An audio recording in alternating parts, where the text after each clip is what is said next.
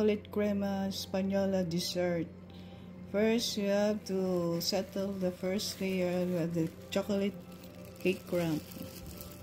Prepare our other ingredients needed, and we have these ingredients.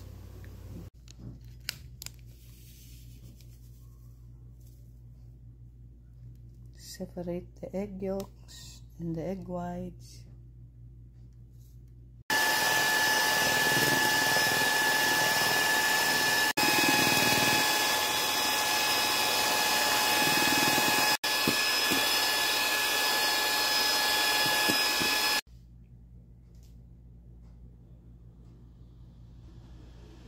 Sprinkle again chocolate cake crumbs on top.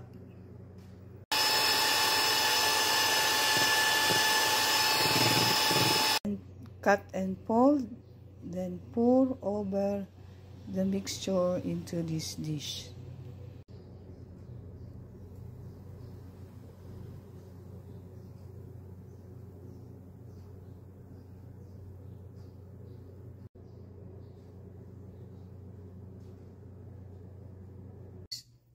Sprinkle chocolate chips on top.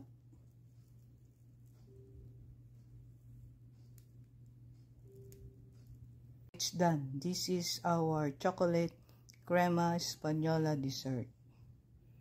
Yummy!